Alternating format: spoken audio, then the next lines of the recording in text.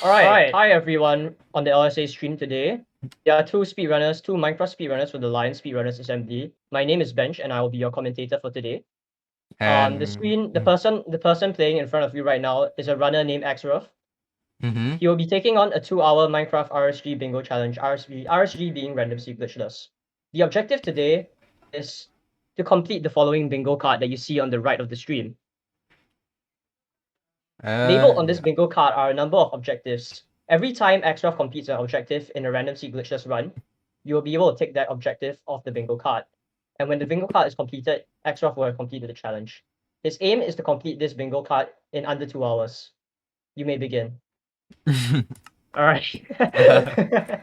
This is actually my first time being a commentator, so please don't mind me if I make a few slip-ups. Axeroth is a really good random seed glitchless runner, aren't you? Do you want to tell them how you've been doing recently?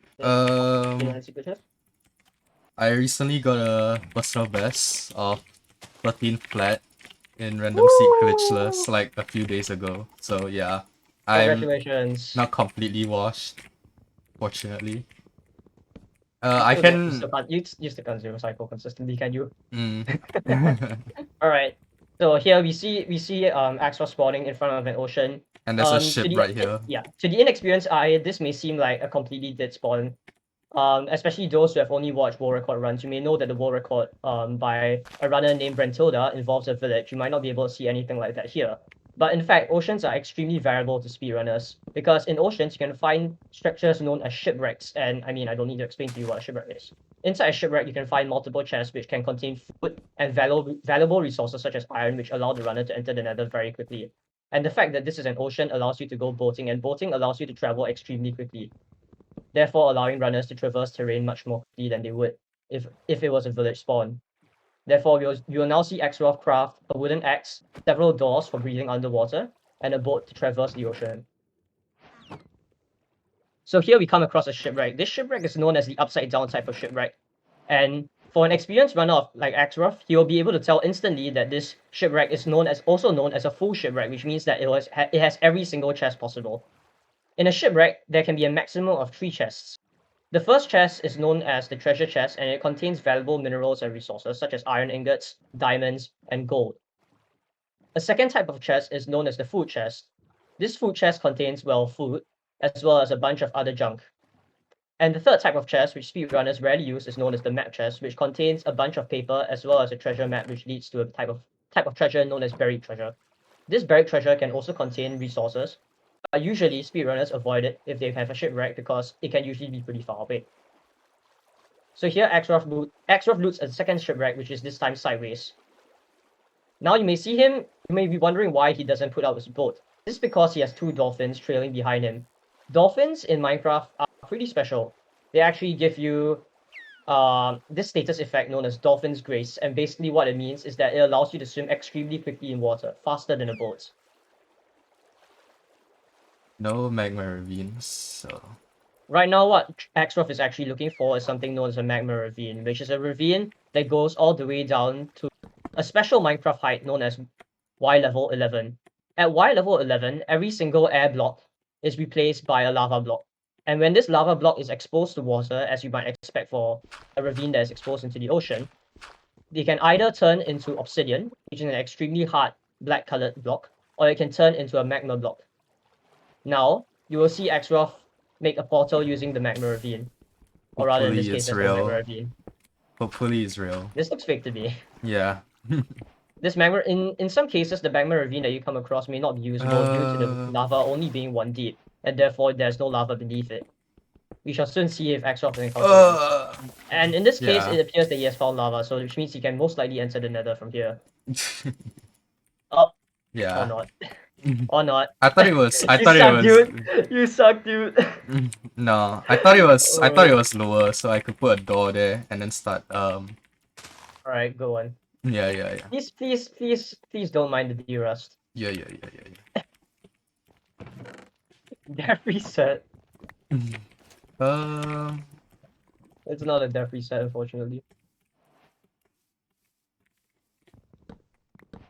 Unfortunately. Sick cape? Yeah. Axeroth actually commissioned another Minecraft speedrunner called Sam Dow to make this cape for him, specifically for this event. Yeah, yeah, We yeah. hope you like it.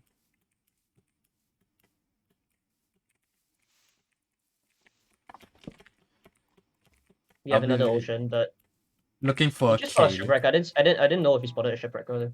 No, I'm looking for a cave because I want to enter through the ruin portal. If I don't see Alright, that's fine. anything, Alright, if I remember, I think there is a ruin portal enter. Is that? yeah, it Oh, was there a isn't. ruin portal just now. So I'll Oh, be there isn't ruin portal enter actually. It's structureless lava pool, so this isn't actually structured. yeah, close enough, you know. Alright, so we see Axeroth doing a completely different kind of strat here. This is known as, well, caving strats, and it involves one of the most tried and tested methods of obtaining iron. Basically, the main goal in the overworld for 1.60 speedruns is to try to get into the nether as quickly as you can. And generally what this involves is getting iron to form a bucket and a flint and steel, which will allow you to create a nether portal and then light up the nether portal to enter the nether. So the run that you saw earlier, the one where he died, was an ocean run where he gets the iron from a shipwreck. And in this case, he's getting the iron from a cave instead by mining iron ore and smelting it in a furnace. This is also acceptable provided you have an enter nearby.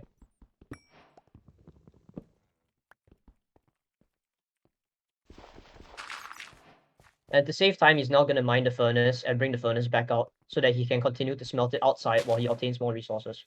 Ooh, is that a Fortune 3 gold shovel? No, it was efficiency. I guess you just got lucky then. Mm-hmm. Another aspect of speedruns is that you need to get the flint and steel. So in order to make a flint and steel, you actually need one iron ingot and one flint. In order to get flint, you generally need to mine gravel, and when you mine gravel, there is a 1 in 10 chance of it to drop flint, which means that I guess you can call that the first bit of RNG that you'll see in a random sequences run. Well, I mean, apart from the resetting itself. So now you can see him obtaining some food. This might seem like a bit of a waste of time, but food generally is an extremely important resource in speedruns, especially when you're trying to aim for consistency. Since since Axeroth only has 2 hours to complete this as many of these bingo challenges as possible, he has to try and make his runs as consistent as possible to avoid suffering the same fate that you saw him suffer earlier, as in dying.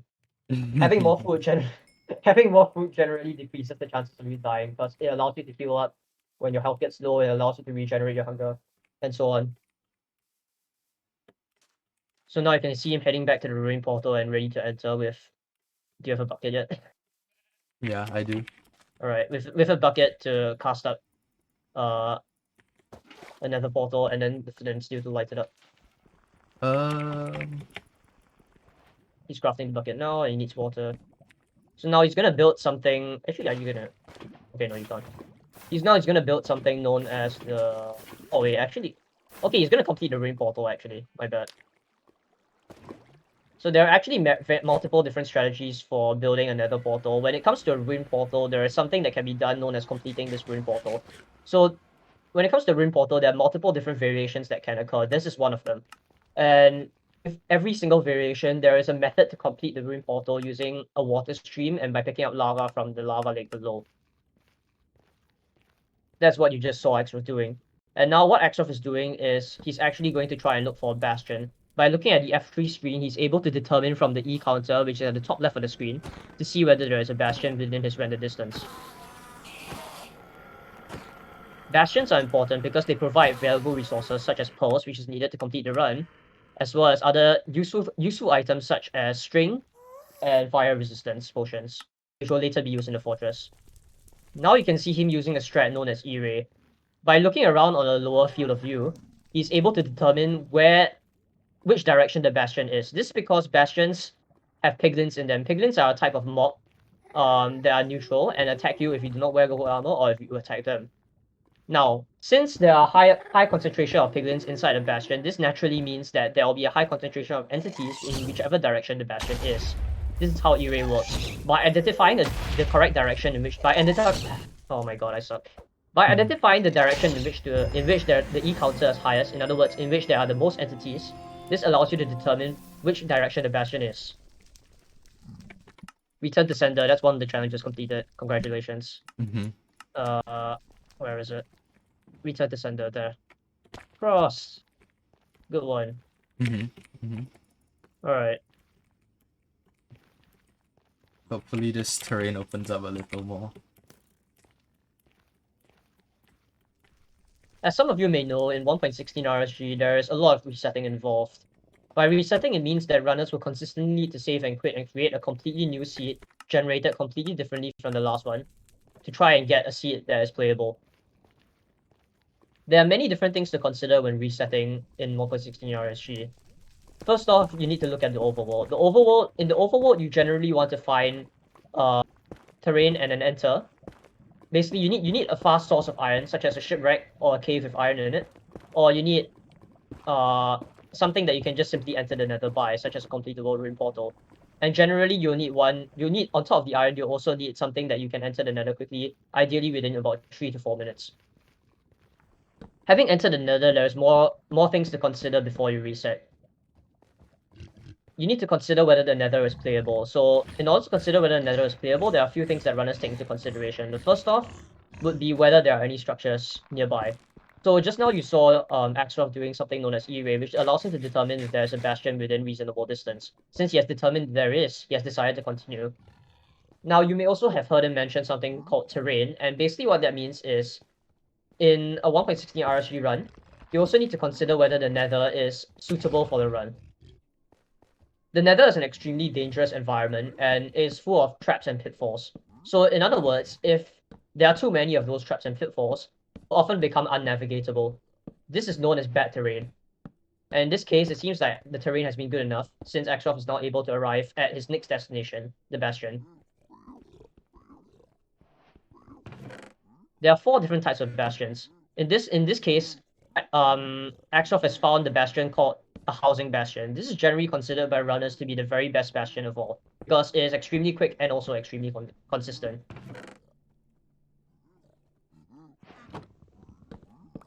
Now you'll watch him loot the chests. Alright, I'm gonna cross housing bastion off the list. Housing bastion. There. Crossed. That's another one off.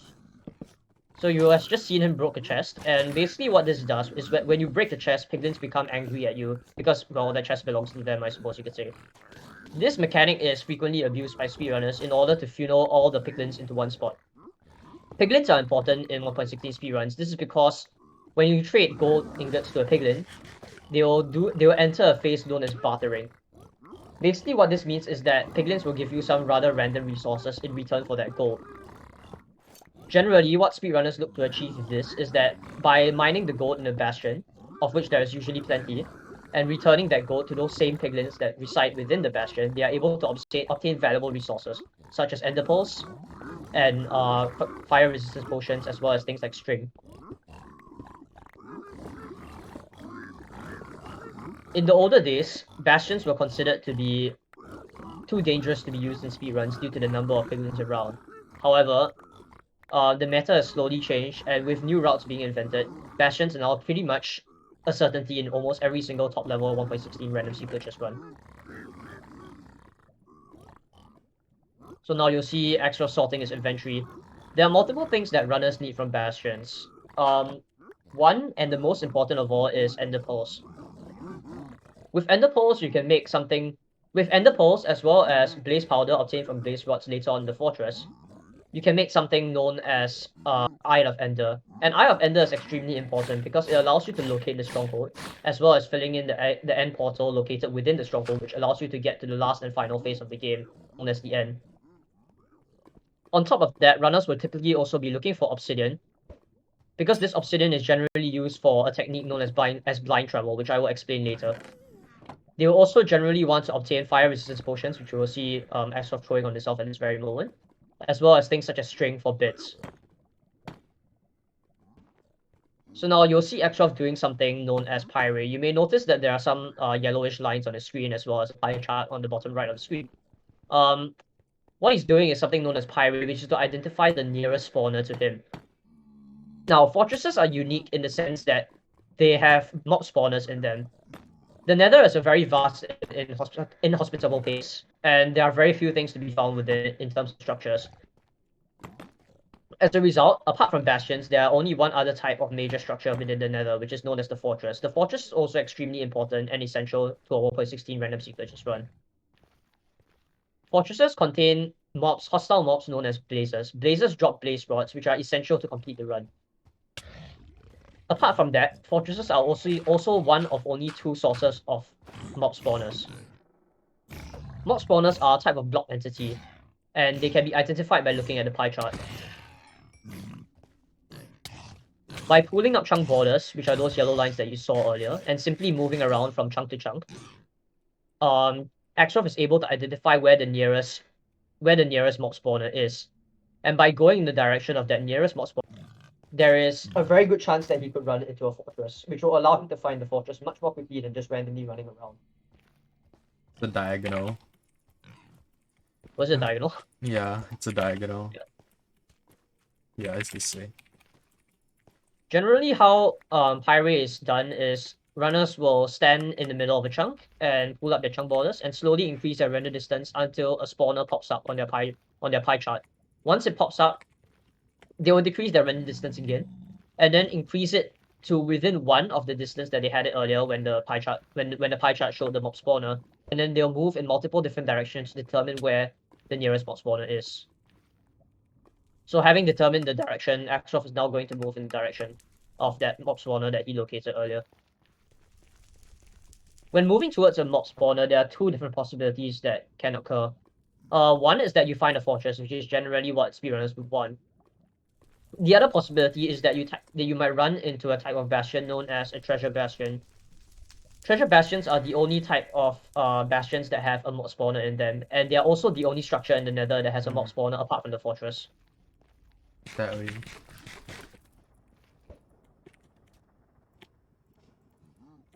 So generally, if you've already routed a single bastion, you don't need to find another bastion after that. So if you find a treasure bastion, that's just bad luck. Also, this terrain looks kind of terrible.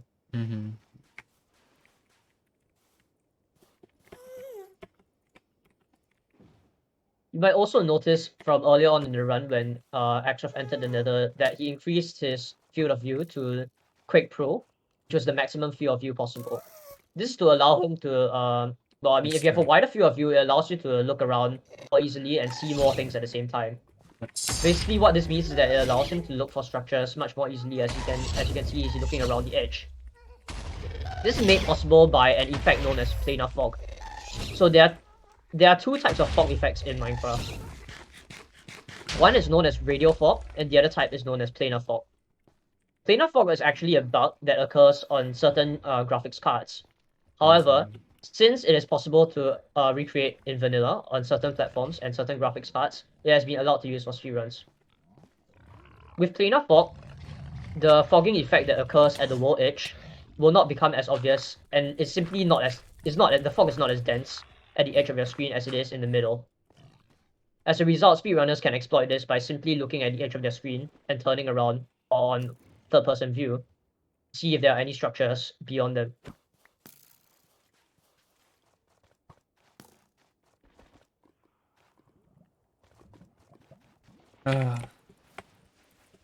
Terrain is not looking good.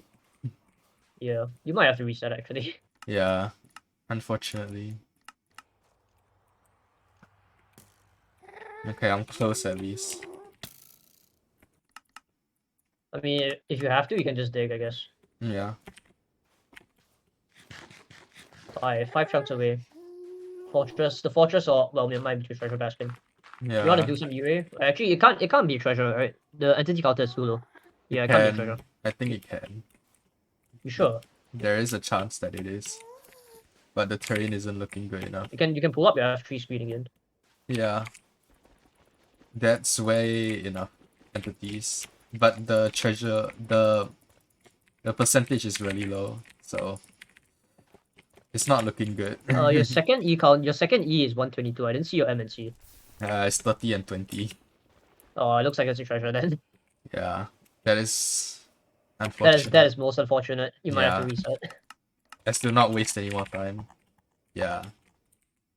Alright, unfortunately he did run into a treasure bastion and not a fortress, so he'll be restarting here. There's nothing I could really do in that Yeah. situation. Welcome to Minecraft 1.16 RSG. I'm not gonna cross off treasure bastion though, because you didn't actually enter. Yeah, I didn't enter it.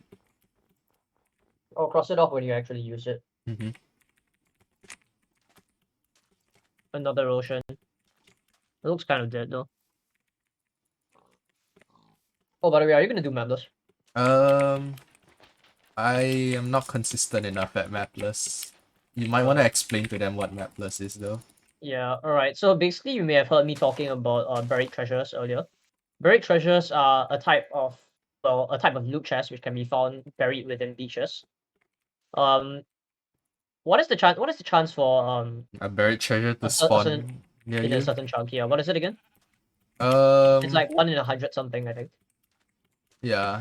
I mean, it's Something like just that. RNG for you to spawn near. So basically what it means is that you can have like in certain chunks with like where the biome is a beach, you can have a buried treasure spawn at chunk coordinates 99 in the chunk. Now you may have heard me talking about mod spawners earlier and block entities. A chest is also a block entity, and what this means is that you can also locate the distance as well as the direction of it using the pie chart. Yeah, I can show. Mapless treasure is a technique that makes use of the pie chart to locate where the actual chest is. It's a bit hard for me to explain this, but I think it's easier if you can give a demonstration. Yeah. That being said, you'll need to find a seed that has it first. It's easier said than done. Yeah, it's easier said than done, correct. The basis is that when Also, you may have forgotten to reset. Wait. Sorry, No, that's the general yeah, timer, my yeah, bad. that's the general timer. Yeah, 1 minute into the run.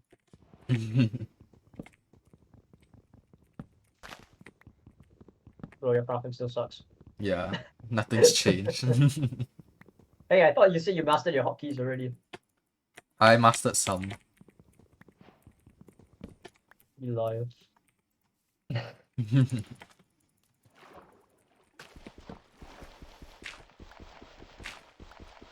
I'll try to force some magma. I'm gonna have to keep an eye on the timer.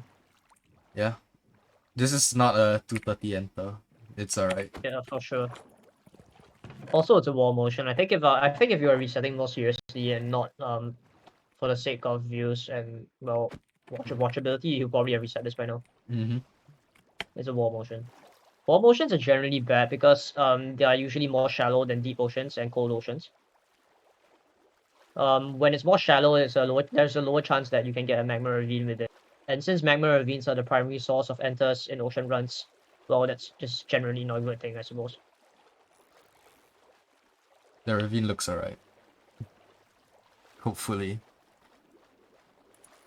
I can't see which one you're referring to. No, it's not. No, I think enough. that's way too shallow. This is why I hate wall motions. Seriously. Using a dolphin again, though, I guess that does make things faster. Yeah. You don't have to rush it. You can take your time. If I was not playing for a good time, I would reset this one. So yeah. Yeah. Since you're playing for the bingo challenge and not like actually resetting for PB attempts. I'm gonna hit the monument. All right. So, Ooh, that's a lot of iron. So you might want to explain what that is. Yeah. A monument is a type of structure that is only found in oceans. I guess you could say that they are inspired by the legend of Atlantis, I suppose. But basically, what it is that it's a giant bluish structure that can be found underwater, in oceans, like I said, and they contain valuable resources such as sponges and gold blocks. They also contain two types of mobs. One is called the Guardian and one is called the Elder Guardian. The Guardian is just like this really squishy, spongy type of fish creature. I suppose you can just ignore it when you're doing a speedrun. The Elder Guardian is a slightly more problematic thing because the Elder Guardian, apart from dealing a plenty amount of damage, it also has this really special ability which allows it to give you an effect known as mining fatigue, or more commonly known among speedrunners as the dong. What mining fatigue does is that, as the name might suggest, it makes you mine blocks extremely slow. And when you get mining fatigue, it effectively ends the run most of the time. So to counteract this, speedrunners have developed a strategy known as render distance manipulation. Basically, what they do is that they decrease the render distance to 2 so that they avoid spawning in the Elder Guardian in the first place, which you can see that Axeroth is done here. By not spawning in the Elder Guardian, it means that the Elder Guardian will be unable to detect your presence, and it won't be able to dong you and give you mining fatigue. And in this case, you can see that Axeroth has pulled it off successfully and managed to get away from the monument, having successfully mined 8 gold blocks. So that's one thing And crossed out. yeah, that's one thing crossed out, and since you have a magma ravine enter right here. Now you can see him do an actual magma portal since this looks actually real. Mm-hmm. There's no chances of fake, right? Yeah, okay, there we go. So you're gonna see him do a 2x1 door portal.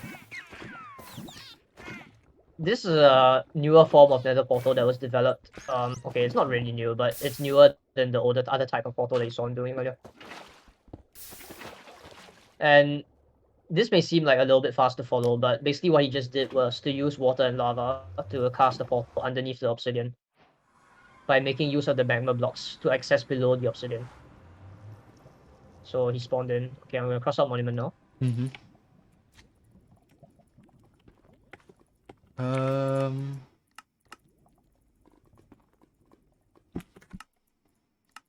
There is a bastion.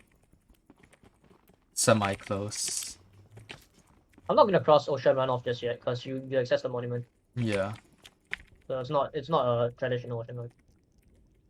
Do I have a fort? I have a spawner. With a spawner. Alright. Going to the bastion might I mean be a that good could play mean either too. treasure or it could mean fortress. Either way, when you spawn the nether and seeing a spawner on your pie chart is usually a good thing. Because even if it doesn't turn out to be a fortress, it can also be a treasure bastion, which is better than no bastion. Spawners are generally a good idea. There is a reset. Every single runner has their own reset pattern. So like, what criteria they look for when entering the nether to decide whether they want to play out the nether or not. And very often you'll find that for most runners, having a spawner in their pie chart is one of the criteria for their nether spawn at the top level. Here you can see him getting into a boat and bolting down to negate fall damage, which is something that Mojang refuses to patch. It's a feature at this point. See a bastion over there. It's using Crack Pro to further again.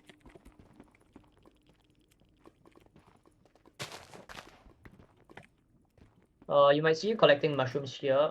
Mushrooms may seem like a completely useless resource, but Bridge. they can actually be combined together with red mushrooms and a bowl to create called mushroom stew. Well, I mean it's not the best kind of food, but it's a good emergency resource. And using a flower, you can actually do you have turn it dandelions into. here? I don't have Do you have a. dandelions? No, I don't have one right now. You don't have dandelions, but if you combine mushroom stew together with dandelions when you craft it, it allows you to create something known as suspicious stew with the absorption effect. Good see. Absorption is an extremely good effect because it basically heals 600 bars in one go, as well as healing an extremely large amount of health. This is why it might seem confusing, but speedrunners will typically pick up those like little yellow flowers when they see them. I see a fortress and a bastion. Alright, we have a run. And I got poisoned. Yeah, that's the other downside of suspicious stew. If you craft suspicious stew yourself, you can control the effects that it gives you. But if you pick them up from a shipwreck, the effects are usually quite random. So in this case, you got the worst effect possible. Mm-hmm. Which is just unfortunate. But we go next. Let's see if anyone is killing dolphins. Technically it's the magma that killed the dolphin.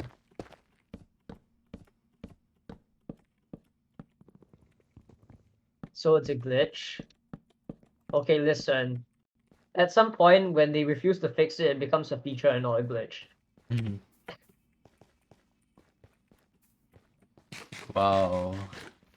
Wow. Fine. How am I supposed to do this? The night vision effects. This terrain's kind of shit, but alright, we have a bridge bastion, I guess.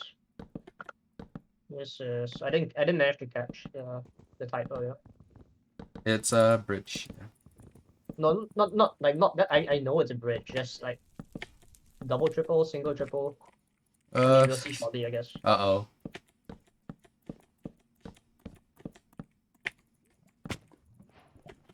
So, what's the left side? Looks like a single, unfortunately. That's unfortunate. Which is There one are of the multiple worst variations things. of the bridge bastion. Different variations of them will have different numbers of chests. Uh, And I think he got the worst one. That's unfortunate, I guess. But one of the great things about bridge is that it is the bastion with the most number of gold blocks, or rather easily accessible gold blocks. So if you want to be consistent, you can take all of them. But in this case, Axeroth, I guess, is used to playing for the high roll. no, I Which have is a bit more risky. I have a monument gold. So Yeah. I mean, you could just take all of them single. if you wanted, but I Yeah, guess the run would be too slow if you wanted to do that. I can do that later. Yeah. Let's see how many pigs I can get. None. That's amazing. Yeah. The downside of a bridge bastion is that you're going to get very few picks if you get rolled, which he kind of did in this case. Mm-hmm. The bad thing about a single bridge bastion is there are not a lot of piglins to be found. So less piglins means it takes more time for your gold to be traded. So Which is yeah, unfortunate, but there's nothing you can do about it. RNG is just not on my side today. You have 2 hours, you could still turn around. Mm-hmm. Surely. Cope. Now he's gonna get the other chest. Oh, these chests suck too. Yeah. You missed the gold chest plate though. Yeah, I don't need it though.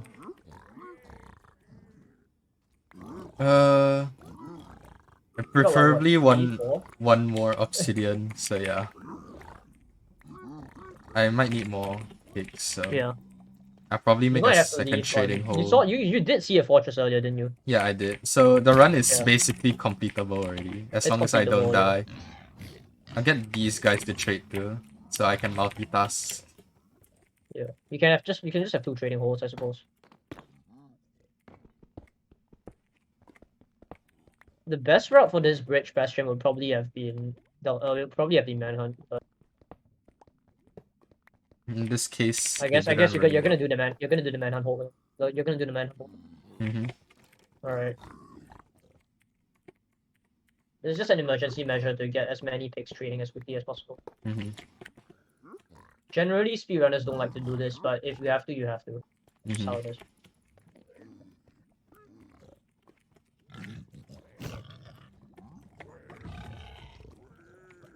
I still remember the oldest bridge routes, like those that involve using the bottom of the bridge. Mm-hmm. They're not very popular today because the bottom of the bridge, while you do get a fair amount of piglins,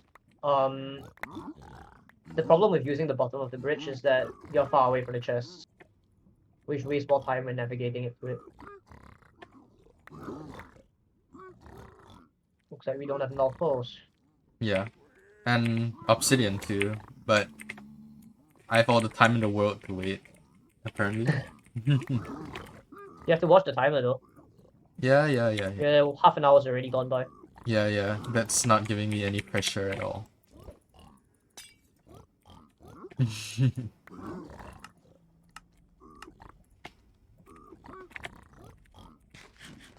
And now we wait. Yeah. Hopefully the other guys have given me much more stuff. Hopefully. I mean, you can shuffle back to them once you've gotten like say 5%. Yeah, I probably would go back if I had one more pro trade because I don't want to leave on 15.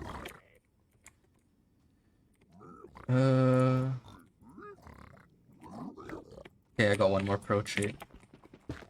Alright, let's check the others. Hopefully they gave me obsidian. You could pick up some food from that goblin if you wanted. Oh yeah, sure. Yeah, I've got my obsidian already. Alright, we can leave, I guess. Yeah. Stack my pros. Yep. Fire Just over 2 stacks. Should be good enough, especially since you know where the fortress is already. It's right there actually. You can see the leg of the fortress. I missed. Oh, you missed the power good one. Good one. This is where fire resistance comes in. Since well, much of the nether is made out of lava and fire. having a fire resistance potion is usually quite helpful traversing it, as well as for the blaze fight later on. Please, Please please, don't miss please, the ball please, again. please. Nice. You got it this time. Alright, I'm gonna cancel off Bridge Bastion. Yep. Let's see. Where is it? Here.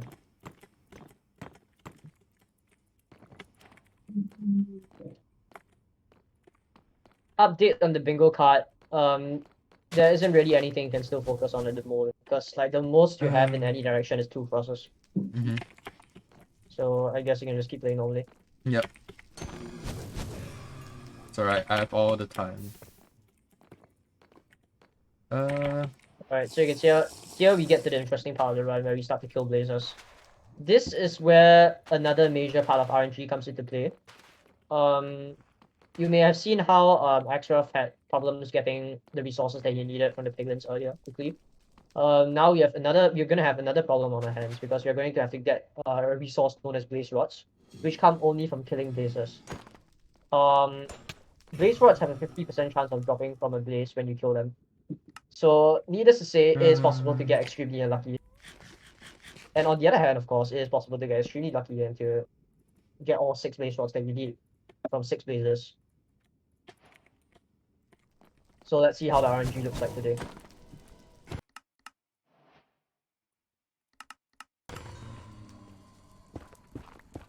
Next, you're probably going to see Axeroth doing something known as a blaze bit. What we're looking at right now is something known as a blaze spawner, which is a spawner that spawns blazes. Wow. Which obviously you need. The way that this spawner works is that it will try to look for a spot around the spawner to spawn the blaze in. Generally, if you clear out more space around the spawner, it just means that there'll be more available spots for blazes to spawn, which means that they will spawn more quickly, which means that you can get blaze spots more quickly. This is why there's now common practice for speedrunners to explode a bit above the portal, above the spawner, so as to clear space quickly around the spawner, which is what you just saw him doing earlier.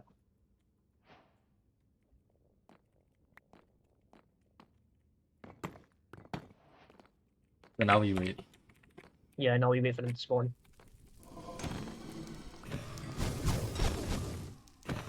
That being said, although wait might sound like you don't need to do anything, there's usually quite a fair bit of downtime in speedruns.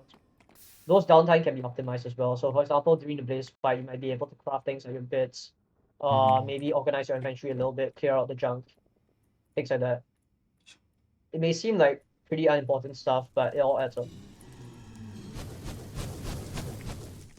So now you're gonna craft this respawn anchors.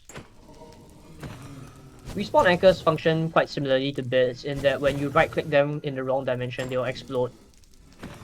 This will be used later on the run. Okay, I need to get to a better place to blind. Yeah. I'll explain the blind travel when we get to it. Mm-hmm. Alright, so now he just breaks the spawner because he's done. He's got all the blaze rods that he needs and he's leaving. Now what he's gonna do next is something known as blind travel. So, to get to the next part of the run, you need to find and access a structure in the overworld known as a stronghold. Strongholds are extremely rare structures that spawn extremely far away from spawn. And for this reason, speedrunners generally like to access the location of the stronghold via the nether. For those who have played Minecraft before, you may be aware that every single block travel in the nether is equivalent to 8 blocks travel in the overworld. What this means is that every time okay, I already said that, but basically what this means is that it gives you an extremely good way of traveling long distances very quickly by simply using the nether as sort of like an expressway. So by going to any rough location that is close to where a stronghold can spawn, by simply moving further away from 0, it gives you a much higher chance of moving quickly towards the stronghold. I think I didn't. What did you forget? I didn't make a bow, but it's alright. We can do without it. Yeah. So now he's gonna do something known as a death reset, I assume. Yep. So now you may know that. Okay, yeah. You may see that he just died, which seems like an extremely unfortunate event, but actually this death was controlled. In Minecraft, there's a few things that you need to watch out for when it comes to surviving. There's your health and there's your hunger bar. In this case, Axeroth's health was down to about less than half, and he had no food to replenish his hunger or health with. So for that reason, he instead decided to place down a bit and dig a hole for him to die inside. When you die, you can respawn in Minecraft. So what this means is that runners can actually just die in order to reset their hunger and their health bar and pick up the items again afterwards. This solves the problem of having to get food. And now he's gonna do something very interesting known as perfect travel. I can't. That's what you get for skipping it. Alright. He's gonna do something very interesting known as perfect travel. You may have heard me talking about using Eyes of Ender to locate the stronghold earlier. While this may seem like a simple task, since eyes point towards the stronghold, you can just throw an eye and follow it for those who have watched Minecraft before. But you know, generally, since eyes are a pretty rare commodity, you don't want to be wasting too many of them or throwing too many of them, or even wasting time throwing them really. So speedrunners have developed something known as perfect travel. Perfect travel is, believe it or not, a technique that allows you to locate the exact location of the stronghold within 2 eye throws. Now this may sound far-fetched and unbelievable, but how perfect travel works is that it relies on runners to take an extremely exact measurement of the angle that is shown by the eye. So in that case, you may have seen him going down to 30 FOV and using pixels to measure the exact angle that the eye was pointing towards. I can't, dude. Alright. This may sound like cheating, but what perfect travel actually is it's a spreadsheet of pre-calculated data, and it relies on this extremely simple fact, which is that the Eye of Ender will always point to the exact middle of the chunk where the stronghold is. So by simply analyzing the angle of the eye and seeing where it projects, it is able to find where it intersects a chunk center. And by looking at the distance which that chunk is from the origin, you can roughly estimate whether that is your correct chunk or not. And if you throw more than one eye, then it also allows you to find the intersection between those 2 eyes while also looking for the intersection with the middle of the chunk, which allows you to basically get 100% accuracy rate. 81. So having done perfect 17. travel, he's now going to travel towards the chunk where the stronghold is. It's possible to mess up perfect travel, but if it's done correctly, 2-eye perfect travel should always be 100% success rate. Mm-hmm. That, of course, is provided that you did all your measurements accurately, which is easier said than done. And there it goes. Okay. And he's going to throw one last confirmation eye, and there it is. The stronghold is right there. Now, he's also, apart from the strat that you saw earlier, he's now also going to use a strat known as 4-4. The stronghold spawns in the following fashion. It has a starter staircase, and then if it will proceed to generate the starter room, and from that starter room you can have any number of rooms spreading out in multiple different directions.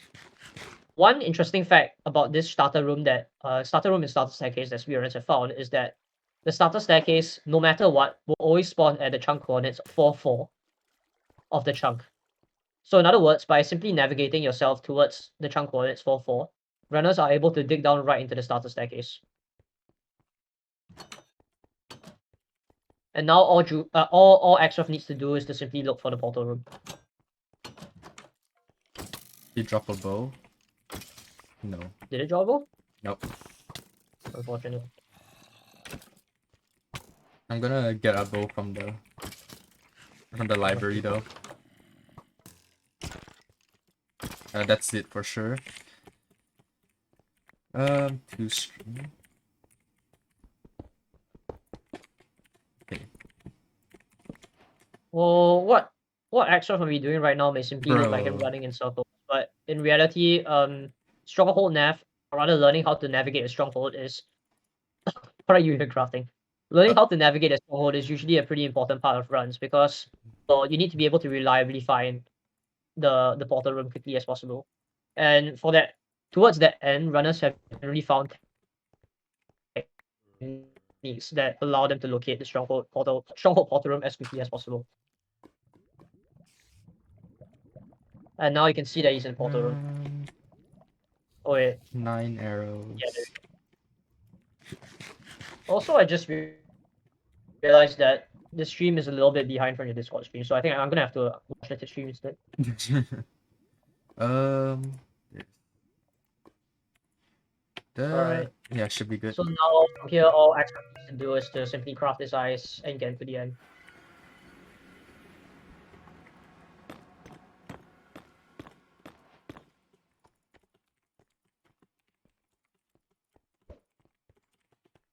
And that is a 20-minute and 6-second flat enter.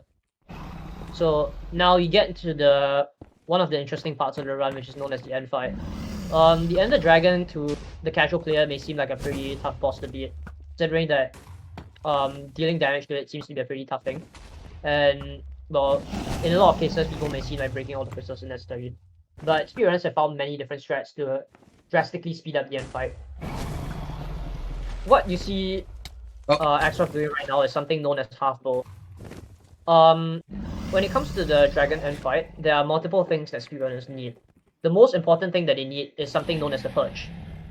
When a dragon perches, it basically means that it flies down towards the bedrock pillar in the middle and sits there for a period of time. And this is used for something known as one cycling. As you may be able to deduce, the sooner the dragon perches, the better. This well is actually but as quickly as possible. And there are multiple different strategies that use. And well, I'll explain the rest of this later, but here comes the one cycle. At 24:51. Congratulations. Okay, we go next. Alright, so that's one run done. Yep. That's one run down. Go on. You have to cross out half bow, because, yeah. Yeah, I'll cross it out. There we go.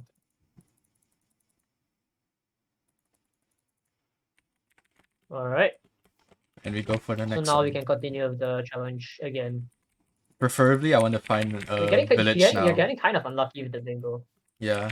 But it's kind alright. of unlucky with the bingo, actually. I want to reset for a village now, so I can show COD strats. Okay, look. Yeah, I think you can strategize getting the one that the bingo line that goes straight across the middle. If you can get a sub 20 along the line, along the way somewhere, I think you should be able to do it.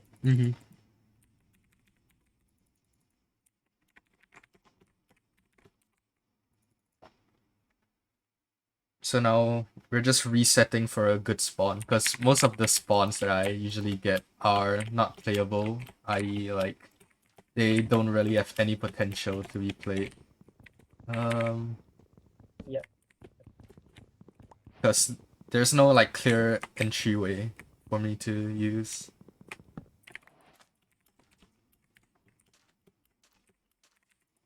Alright, so we have another ocean, I guess. I could tell that was a bad ship from the look of it. Yeah. Yeah, like I did mention, there are two different types of shipwrecks. There's the bad shipwreck and there's the good shipwreck. Or rather, more specifically, there's the bad half and the good half. The good half has the important materials such as iron. The bad half only has food and nothing else. So generally, runners will be trying to look out to get a good half shipwreck or full shipwreck, if possible.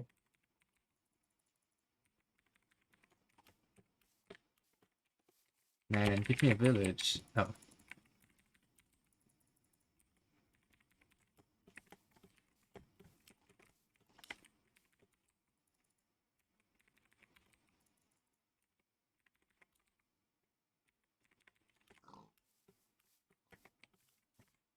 Is that another pink sheep? Is that a pink sheep? Yeah. Got 2 pink sheeps today already. That's just called wasting your RNG. Yeah, I guess that's where all my bingo RNG is going. That's a lava pool. I can play this. Alright, let's go. Structures lava pool.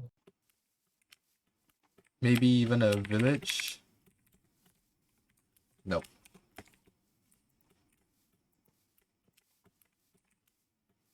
That reminds me, I haven't played a village run in a very long time. Now that I've been resetting for sub 14, I've just been playing Oceans and nothing else since they're faster. Timer paused. That's very unlucky. The timer on the stream got reset. That's Was anyone watching the time? Alright, there we go. It's back to normal. You accidentally hit the 2 p.m. 1 key, you idiot. Oh, okay. There's a village. Remember being around 46 minutes. Okay. Actually, I think it was only around 1 minute.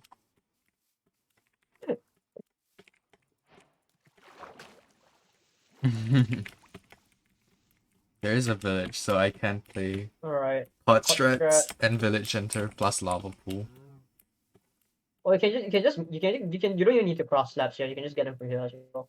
So it's just a random road. Alright, this is the third type of run that you guys have seen. This is called a village run. Okay, I don't need Oh, you got hot a bucket strats. too. I guess you're not doing hot strats then. Yeah. Alright. What a but anyways, shame. this is the third type of run that you've seen. It's called a village run. It relies on killing the iron golem for iron. And I got a 5% Yeah, and you can chance get food from the for village too. a bucket. Oh yeah, for a bucket. This is only possible in savannah villages. Well, I mean, technically you can get a fisherman's house, but those are much rarer. In savannah villages, you can have certain houses which have a chance of getting a bucket, which basically allows you to make an iron pick from the iron from the golem instead of a bucket, which guarantees your iron pick, so to speak.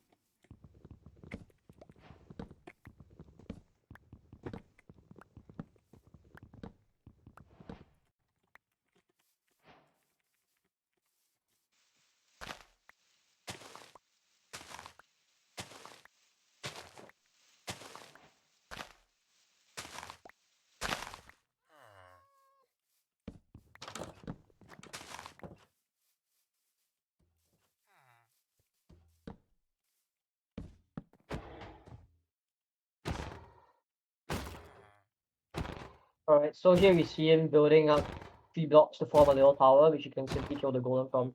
This is a threat that probably anyone who has seen a Minecraft speedrun will probably have seen it. You got removed though. Yeah. So I got 3 iron, which means Are you that gonna make an iron pick and do woodless, or are you gonna win? I'll just do woodlight. Alright. What he got here is that he got the minimum amount of iron possible from the golem. Which When is killing a golem, it drop iron, and the chance for it to drop iron is, well, it can either drop 3 iron, 4 iron, or 5 iron. Generally, runners want at least 4 iron. But in this case, Axeroth only got 3 iron, which means that he won't have enough iron to make a flint and steel.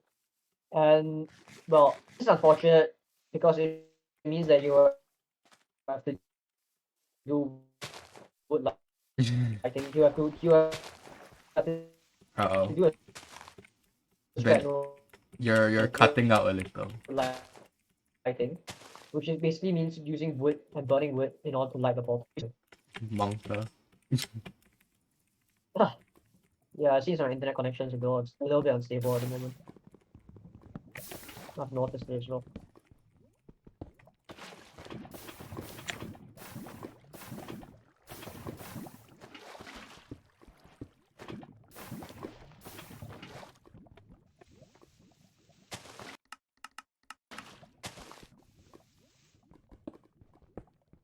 Alright.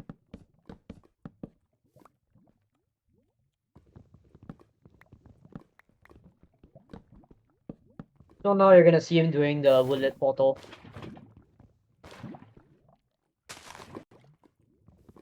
This is generally a situation that most speedrunners like to avoid because of how much time it takes. But well, it is an emergency measure.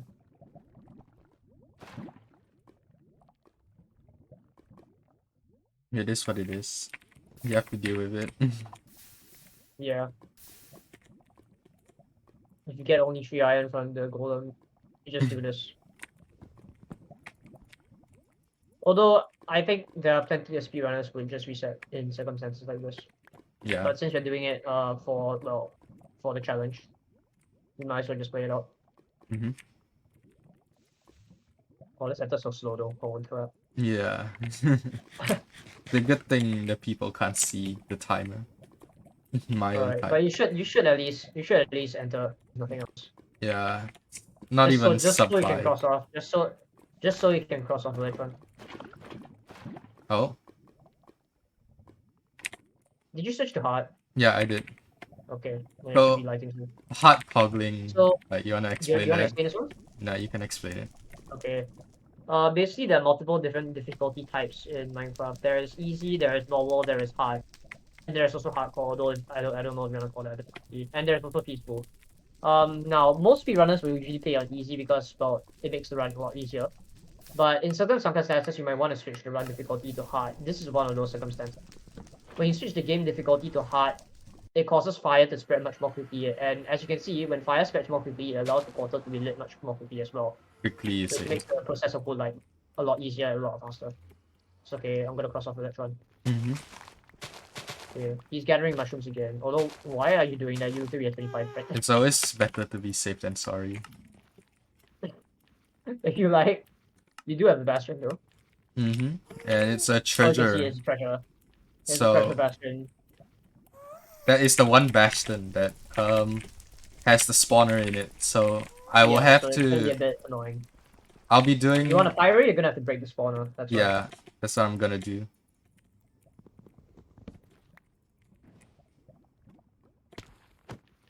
I'll see if I can So he's gonna. look for a fortress right now.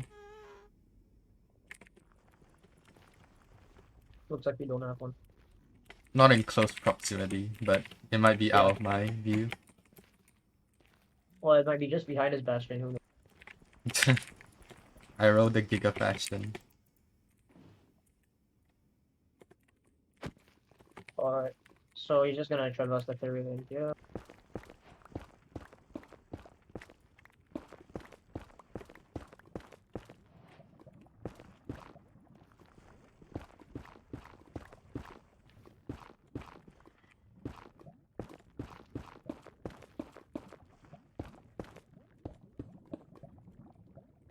Wow, this terrain is really I wonder bad. if I should explain his speed bridging. Although it's not really a speedrun thing, to be honest. Speed bridging is a universal thing, but like Yeah. the basis is that Should I still explain it? I can Chat, explain it. chat, do you want me to explain speed bridging? Like, you know that little shift and shift you did earlier? I'll let the chat decide. The basis is that I am unshifting and Hugo says shifting, yes, so alright. it's faster, like in a way. Yeah, how Minecraft works when you're bridging across, like, using blocks is that when you press and hold shift, it means that you can't fall off the block. But when you press shift, it also means that you move slower. So what Minecraft players, not just speedrunners, but Minecraft players in general have found is that if you time the period of time when you are shifted, sneaking, if you time it correctly such that you can, shift and unshift at the correct times, it will mean that you will be unshifted when you move across the block, but you will be shifted when you come to the edge of the block, which means that you can just bridge faster while it's still being safe. Okay, let's just hope that the piglins are friendly today. Alright, so we're gonna be routing a treasure bastion. I'm gonna cross it off this. Treasure bastion, crossed off. Ah! Oh, I forgot to cross off death reset earlier. Oh, actually, you're really close to completing. Don't go now. You just need a sub 20. You did a death reset earlier and you forgot to cross it off. That was You're very actually close. really close to it. You're really close to it already. Even though you're like. Did you not watch what Orange? just happened? Yeah, I saw that. That I was definitely saw that. almost Yeah, very oh, bad. not the zombie, not the zombified piglin. No, the run killer.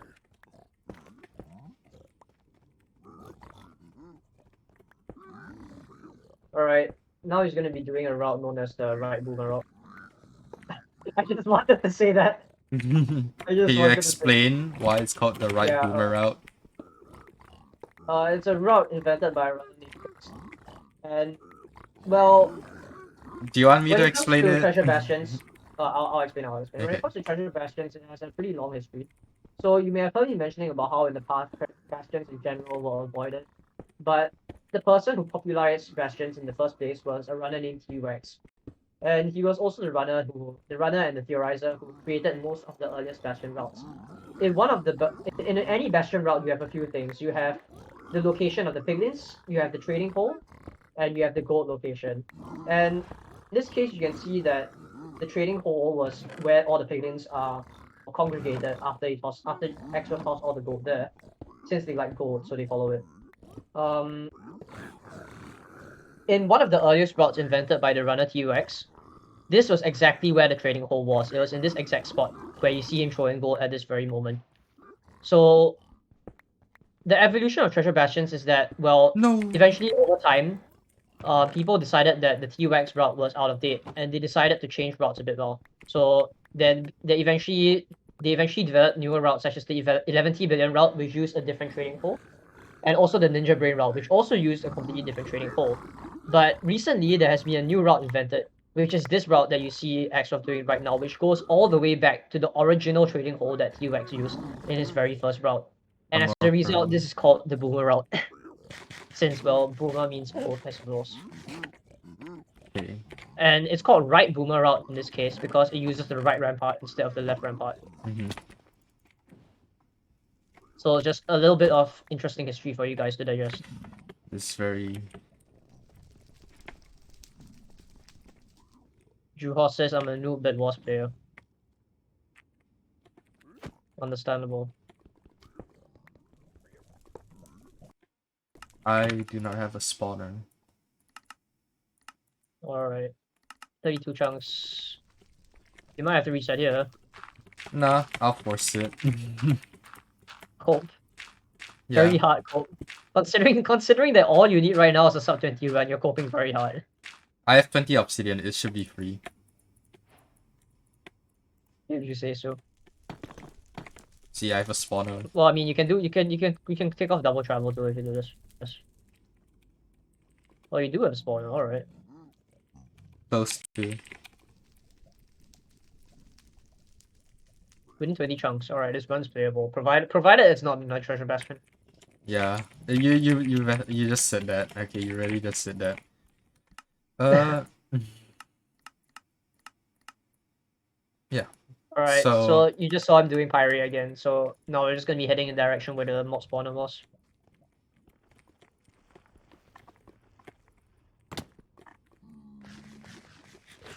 That terrain looks pretty bad though. We might have to go around it. I saw some good terrain on the way here, so...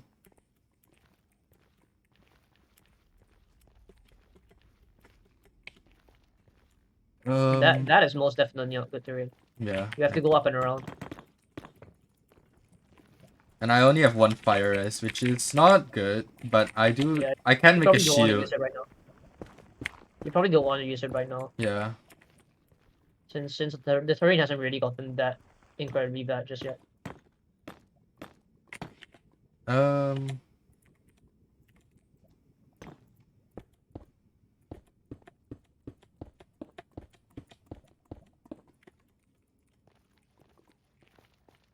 Yeah. Also, never mind. What are you gonna say? Never mind. Why? I was gonna ask if you'd done something yet, but I realized that you didn't. What is it that I haven't done? The structure's lava pool run. Technically it was a lava pool, but it had a village in it, so... Yeah, so it's not chunkless anymore. Yeah, I guess so. Terrain is looking better here. Also, was the one cycle of 5-bit earlier? I was lagging, so yeah, it was a 5-bit. It was a 5-bit. Okay, I'm gonna cancel it off then. Also, I don't know how I missed it, but you did get a ruin portal run earlier, so I'm gonna cancel that too. I'm missing a lot of things. Yeah, SMH. And you're the one telling me I cannot complete a bingo. Oh, yeah. Alright, that's the fortress. Yeah. We're in business. Alright. Let's have a look at your time right now. We'll be entering the fortress at around 16 minutes. To be fair, that's not sub 20 pace for sure. It could be. Trust. Dying into stronghold. Are you Brentilda? I mean, I've double travel. Well, I mean, only if you do it fast. No, it's true. And only if you don't get rolled. blazes. Alright, so now he's going to be chugging his fire resistance now for the blaze fight. A lot of what you're going to be seeing right now is going to be quite similar to what you guys saw. I mean, for those of you who are around. I'm gonna blaze bed again. Yeah. Oh, You I don't definitely even. do have enough strength for that. Yeah, and I have 2 bits from the village. Yeah. Uh, Generally, people don't need to take bets on the village anymore because you can get string for the bastion, but most runners still like to take 1 or 2 for safety precautions, as well as to use it for blaze bidding. It's still generally advisable to take a couple. That's the first base run. And now he's gonna go towards the second spawner, which he spotted earlier.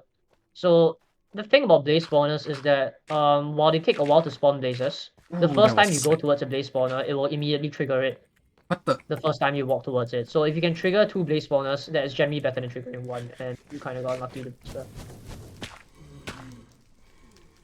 Alright, that's the third blaze you killed. Going 1 for 3. Fourth one. It can also be a pretty good idea to kill stray blazes.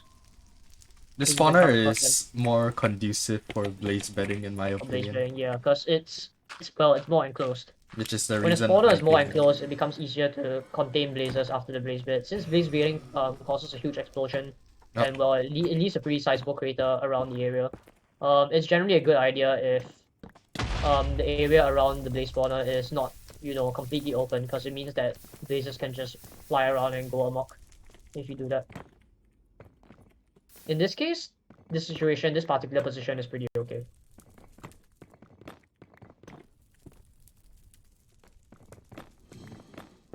He's gonna make his first portal here. After this blaze fight, you're gonna see Axeroth do something known as double travel. Which is known as, well, creating two, well, it's exactly what it sounds like. He's gonna create 2 nether portals. He's gonna use the first nether portal, which is generally created right next to the blaze spawner, as you can see here, to estimate exactly where the stronghold is using perfect travel, and then he's gonna build the second portal where the stronghold is in nether coordinates. I'm out And already. since 1 block travel in the nether is 8 blocks in the overworld, by using the nether to travel that distance to the stronghold will save a lot of time. Although that being said, if the stronghold is already close, you don't need to go to a second portal. So he's gonna find out just how close it is at the moment. Alright. Decrease the sensitivity again.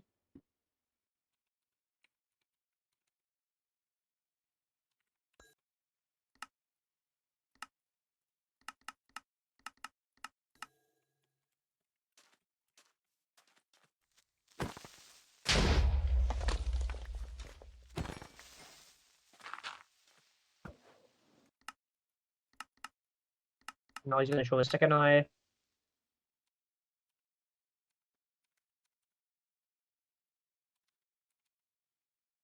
Yeah. Ah. Frankly speaking, I think if you're using the Ninja Brain calculator, it doesn't need to be exact. Yeah, but If you want to, you can. for consistency purposes, I want to be like getting into the stronghold, if that makes sense.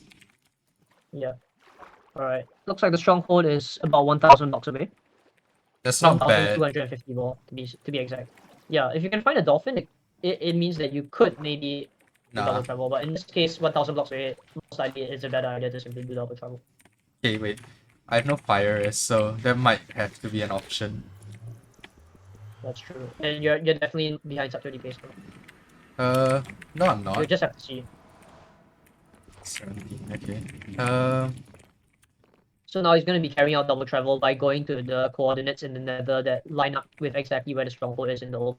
And then he's going to build the second portal there. And if he's done this correctly, then that second portal should land him precisely inside the stronghold. You'll see. Although that being said, the fact that you don't have fire res means that you probably can't do much digging down. Unless the terrain is already kind of low. You have Can to I see. have my boat? Okay. What's my connection is getting unstable again?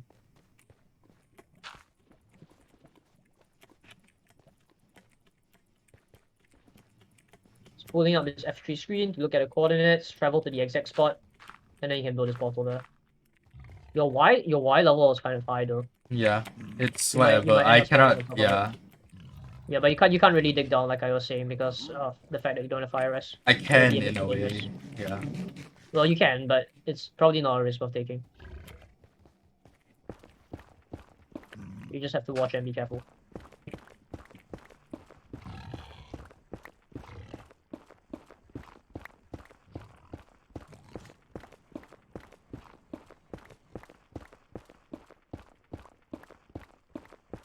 Alright, so now he's gonna be digging closer down. Since strongholds spawn inside the ground, it's generally better to build the second portal as low as possible. Or, well, not as low as possible, but to build it at a lower height to avoid spawning you on top. So now we're gonna see. And there, he spawned exactly into the starter room of the stronghold. This is the power of perfect travel. Do not ever underestimate it. Mm-hmm. And so now we're right into the stronghold. I'm pretty sure some people are gonna be quite amazed at this. Yep, Maybe. yep, hi Chuho. First time? First time? I think I remember telling you about this one before. I'm pretty sure I told you about this before. Yeah. The So stronghold's kind of stuffed. yeah. You're following you up the stairs, I think. It's whatever. Alright, so it's not down middle. Noted. Oh wait, that's not middle, sorry, that's right. Oh. Oh, it's ocean. Now Uh. he's gonna take a little look around, swimming around to see whether he can spot the portal room from above. This can generally be a good idea if the stronghold is within an ocean. It's either buried or down. Yeah. And even if you don't spot the portal room from above, that will also give you a hint as to where to go. Because if you can't spot it from above, it means that the portal room is more likely to be lower down. So you can look for routes in the stronghold that take you deeper down into the ground.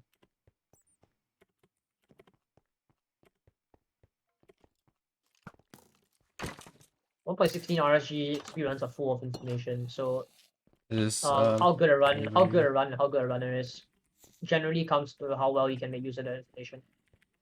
Apart from their mechanics.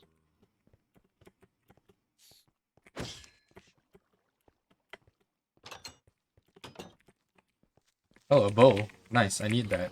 Thank you. Okay, it's not down. It's not middle. Not here. Okay. Okay, stronghold It's there. probably. I don't know. I came here just now though. Is Check the why. force walls. It is. It's probably It might buried. just be down here. Nope. It's definitely not down here. Okay. That Get a works. music disc. Get a music disc. Get a music disc. This is not very good. Okay, it's definitely not down here anymore. Choking the stronghold nav. It's gotta be one of My these streamer ways is now. choking the stronghold nav. This is why I said earlier on that stronghold nav is a lot more important than BTK. Ah. Nope. It's a library. It's not sub 20, for sure.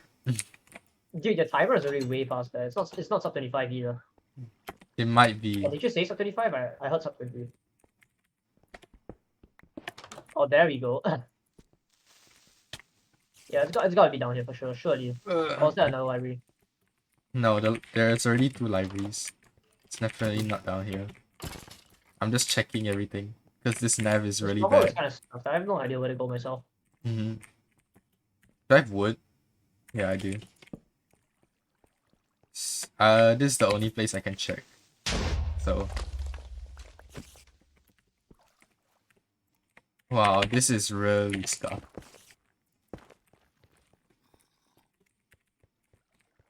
So, this leads into that. This. Down the middle. Ooh, that's not very good. You might want to check how many rooms away the portal room is from start. I'm just like taking note of where everything is. So. Okay. What is that? It's no. Wow, this stronghold is really bad. Yeah, you're actually right. It might not be sub 25.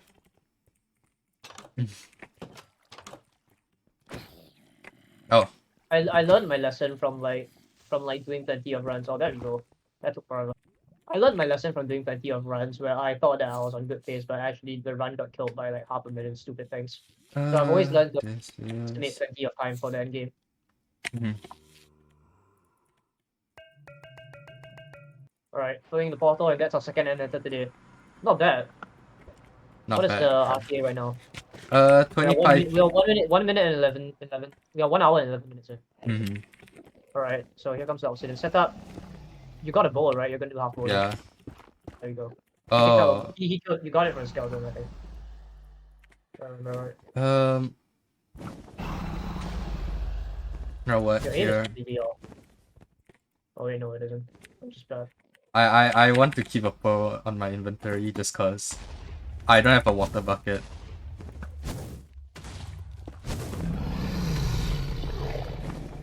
Alright. Now I'm gonna explain this. I didn't get to explain this earlier because the end fight ended too quickly. But this is a strat called half bowl. You may have heard me talking about the dragon perch chances earlier.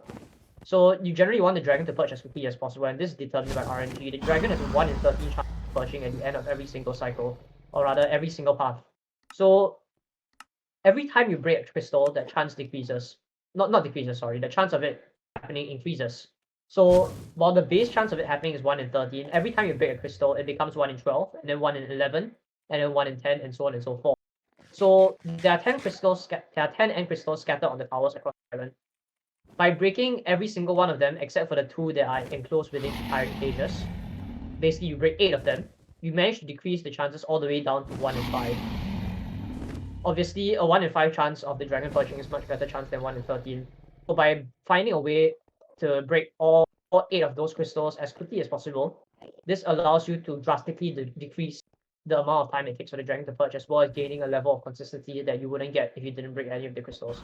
This strat is known as half bowl, and it will result in much more consistent purchases, such as the one that you see right now.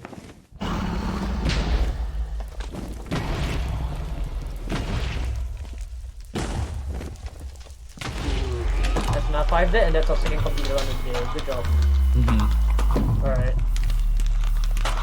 You kind of messed up the one cycle just now. You let it get too low, didn't you? Yeah, it flipped.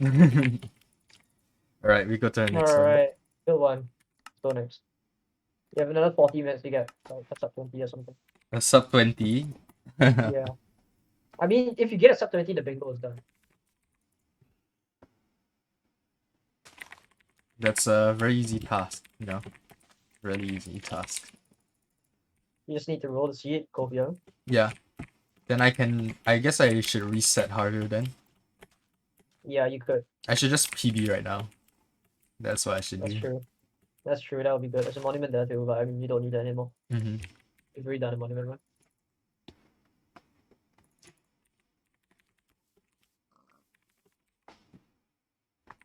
You remembered, yeah, but still what? Oh, math. Yes, it is indeed math. You're welcome to it. Yeah.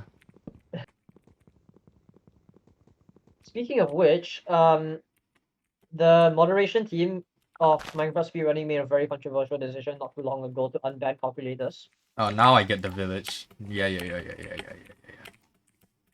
I guess you could still import strats, but wait, oh, that was the bellless village. Wasn't it? Yeah, The it was a bad village to do cod strats just cause that village doesn't spawn with hay and a brief like a I mean, brief you thing put about emeralds on the hay. chest. You usually do back cool.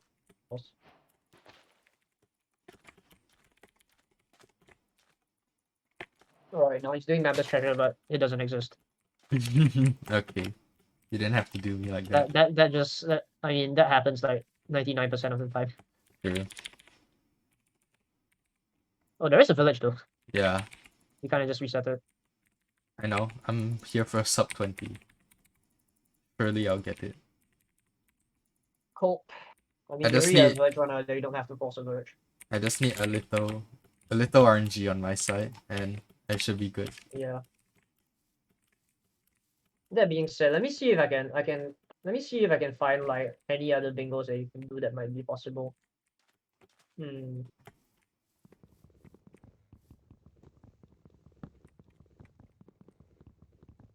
Oh, I forgot to cancel updates bit. That's on me. Forgetting to cancel a lot of things. I have indeed forgetting to cancel a lot of things. Hmm. Jungle Temple run might be a bit too hard. Sub 20 is possible, definitely. Sub 15 and enter is even worse than sub 20. Buried Treasure run is RNG and, well, spooky scary skeletons, that's even worse. what are the You odds? kind of put we kind of put that one there like knowing you wouldn't get it. It's just filler. It's just there like for the memes. You know, it'd be cool if I Alright. got it, but I But like don't think it's I'm gonna really just get not it. gonna happen. Unless you get like SSV with like 10 million of them.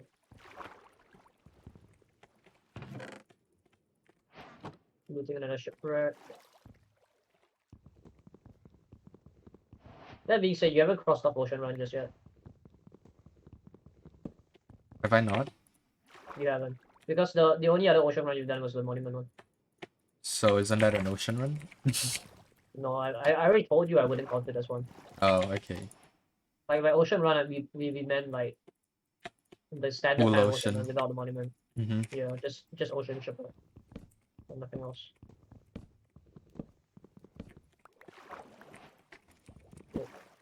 Speedrunners also like to just get the wood from the shipwreck since, well, it's faster than looking for a tree for the sweep.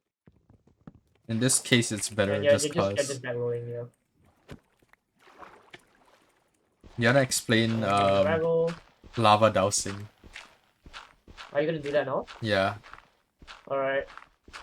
So, lava dousing is a technique known, well, it's a technique used to find, as many of you may know, in order to find and enter, you need lava, so that you can cast your nether portal.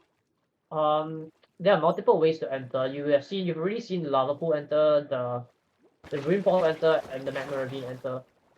There is another way to enter, which is to go all the way down to Y11. I may have mentioned this earlier, I'm pretty sure I did, but from Y11 and below, every single air block that spawns at that height and lower will turn into a lava block, which, well, is a source of lava. So you can go all the way down to Y11 and find lava. That being said, just because air blocks turn into lava, that doesn't mean there's going to be air blocks in every single pocket of space under Y11. So you need to find pockets of space under Y11 that have lava. So what speedrunners have actually done is they have found a way to make use of the F3 menu, as well as cave starts, to find out where exactly those air pockets were to look for lava. So in this case, what Axeroth is actually doing, he's actually doing a combination of both. First off, you entered a cave and you look for a cave start. Caves in Minecraft, while they may not seem like it, they actually count as structures. And structures in Minecraft, when they generate based on, well, how should I put it? They have like starting point for it to generate from, and then it generates outward from that starting point. So what speedrunners actually found is that when it comes to caves, you can find the starting point of a cave. It means that there's more likely to be even more caves with same places at the starting point, even more cave starter points in that same chunk. So if you can locate the starting point of a cave, you can dig further down, and the chances are you'll be able to run into the starting point of another cave. In this And case, having done that, yeah. in this case, you just got unlucky, yes. Mm-hmm. But having done that, when you go all the way down to the Y11 height, if you still cannot run into a cave, you can use a different type of lava dowsing known as the C counter. What the C counter does is, I actually don't know what the C stands for. I've always called it the cave counter, but it actually tells you the number of air blocks in the direction that you're looking at. So you can actually rotate around and take a look around you at Y11 to see which direction in which the value for the C counter is at its highest. If the value for the C counter is high, it means that there is a lot of air blocks underground in that direction. And if there's a lot of air blocks, it means that there's a cave there, which means that at that height, there's most likely going to be lava. So those are the two types of lava dowsing that you just saw. Unfortunately, he wasn't able to find underground lava using it, but it doesn't work all the time. But it's just meant to be a way for you to find lava more consistently when underground.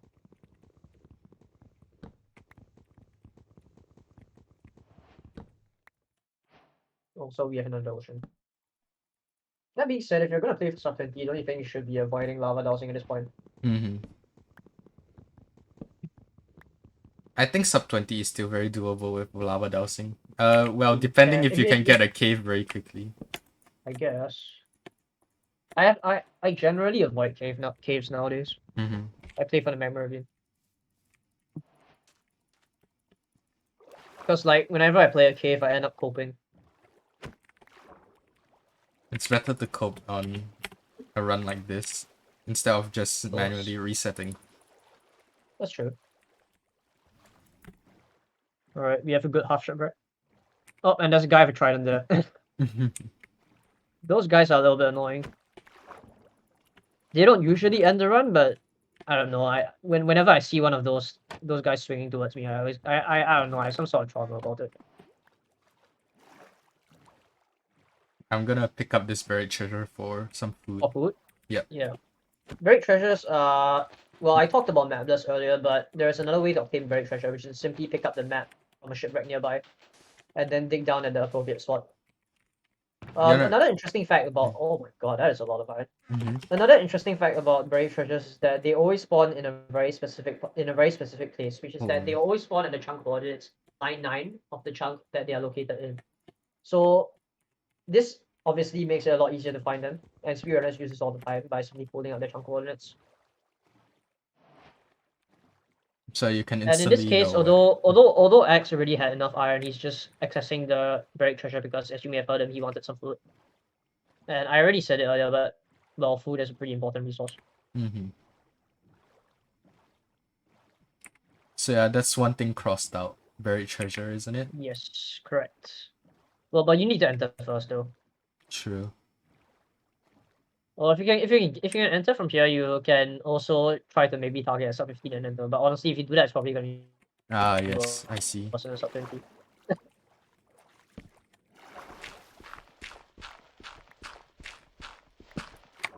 Also, you may have seen him doing this a few times, but speedrunners, when they're at runs, they like to craft a golden shovel because golden shovels, although they break pretty quickly, they mine blocks extremely fast, so you can mine gravel a lot quicker. And since you typically don't need a shovel much, only to mine gravel for flint, the durability that is left on that gold shovel is usually enough. And looks like you've got the enter, so I'm gonna cross it off. Buried treasure run is now off the bingo list. Going in more and more.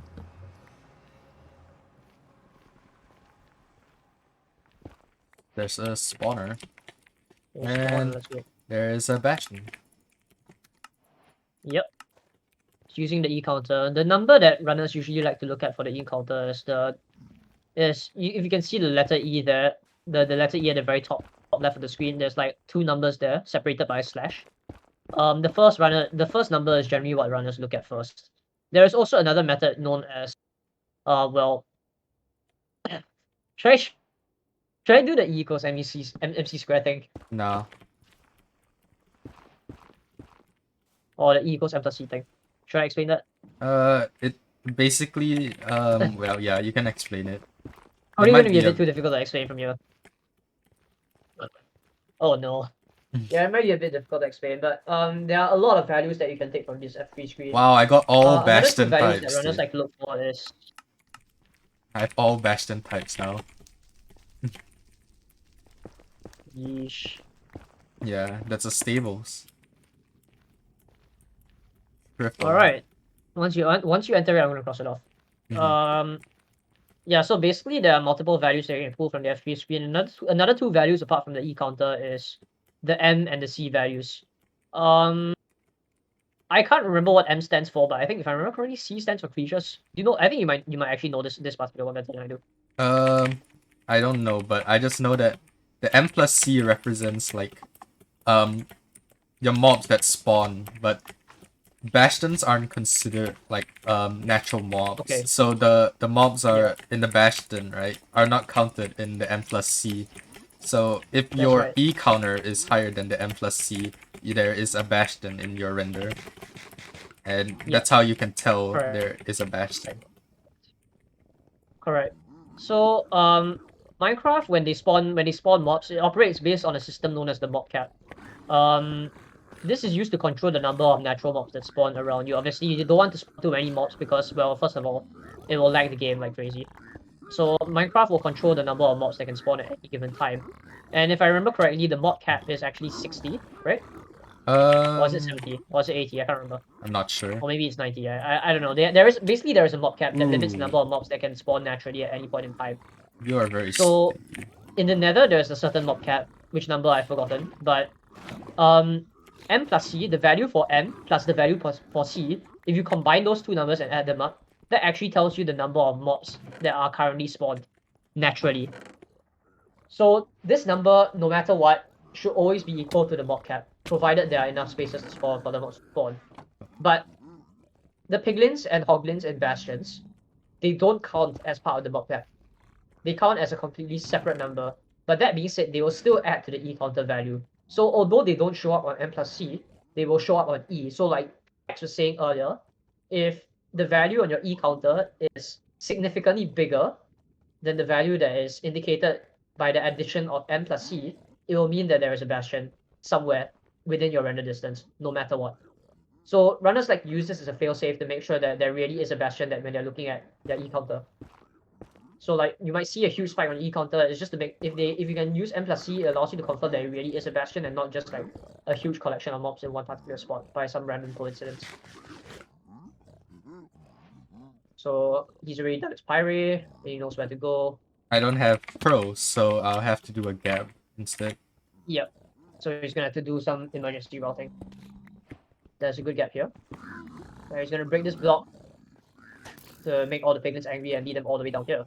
Where he's gonna temporarily block them off and create the training hole. And then he's gonna mine this block and mine this block to let them all down. And mine the gold that can be found here. There's also more gold in the middle of this room, as well as in the room above. By the way, do you normally get the gold in the room above?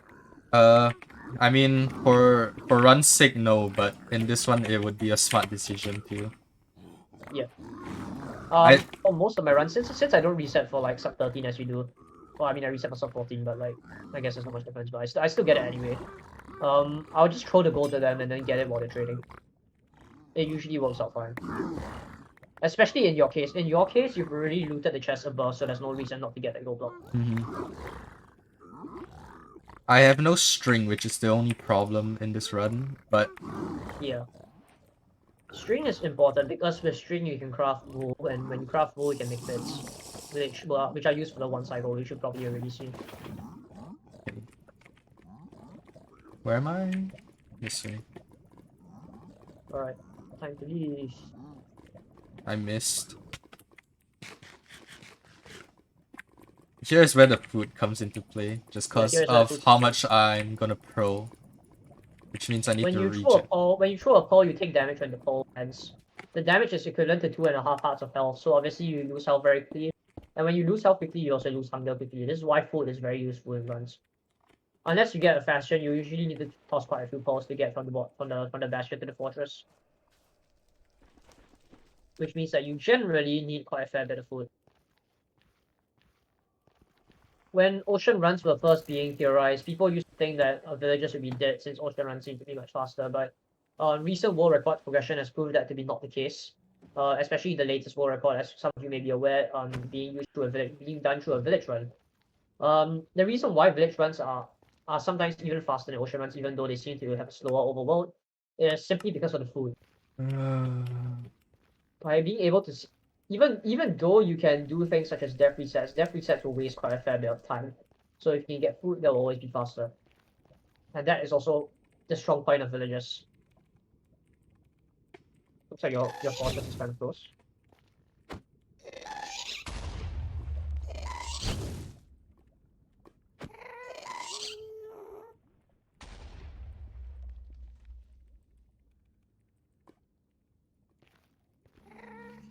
It's in this wall, which is not very ideal, I think. Might be a tight, I don't know. It's this way actually. Yeah. Alright.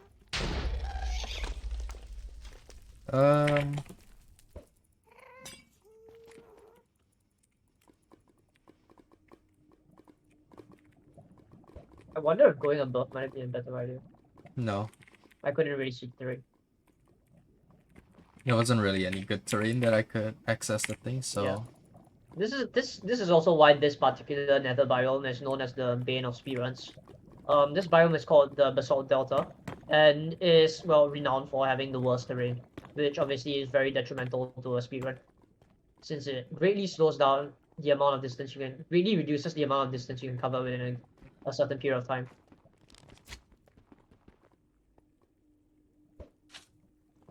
And this terrain is certainly not helping. We might have to do a little bit of digging here. Mm-hmm.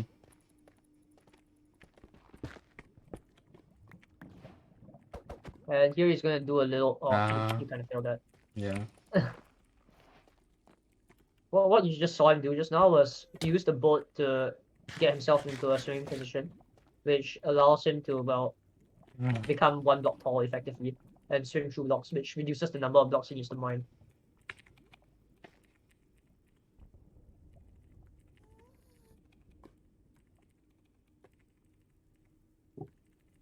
Bro, where is it? Looks like you're gonna just mine through the wall then. Yeah. Not looking very good. As some runners have once said, it's generally better to just go head first and instead of like pausing to think about what to do next. Sometimes trying to find the best terrain to navigate can be even slower than simply digging through a wall.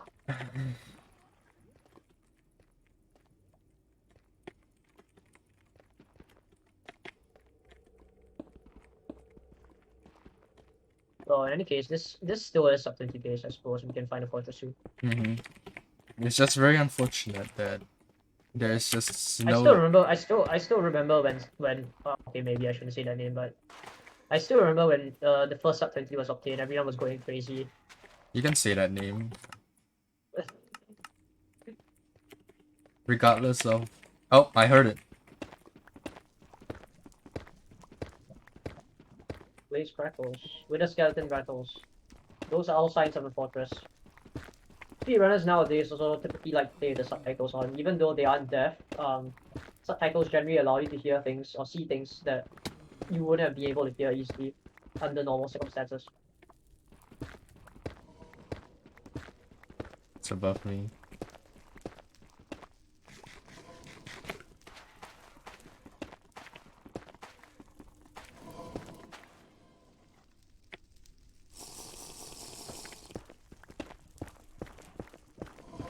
There we go. Alright, now we're in the fortress. 13.5 minutes. And there is a wither skeleton behind you.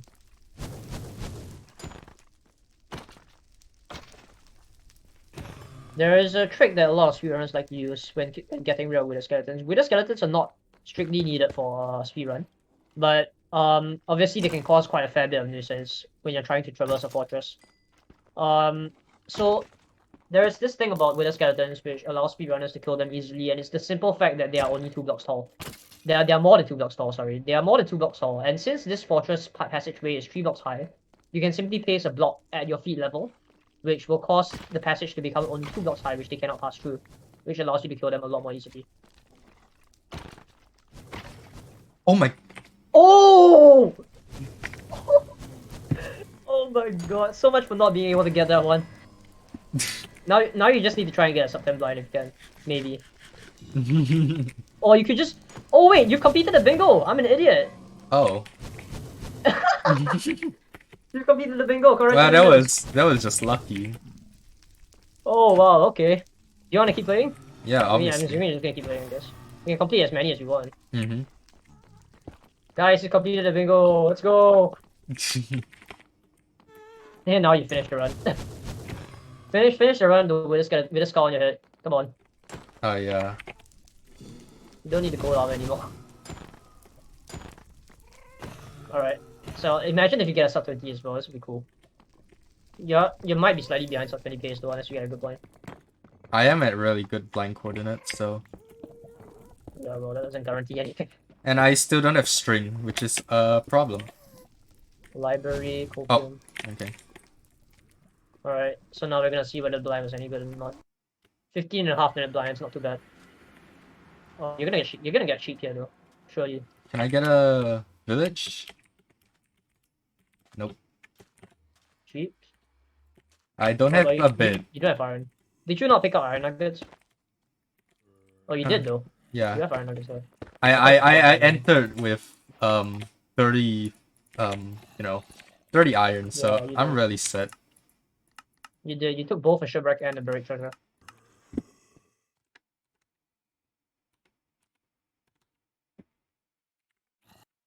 It's 700 blocks away. I don't need to throw another eye because I know it's there.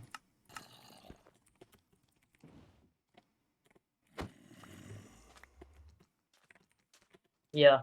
I'm not sure if wait, can they see it? No, they can't.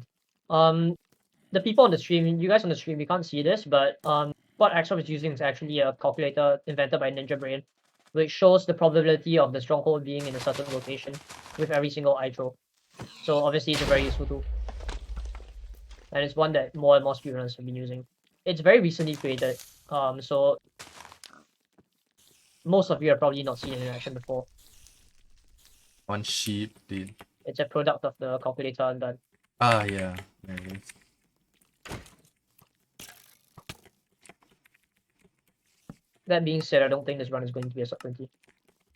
Wow, your pessimism.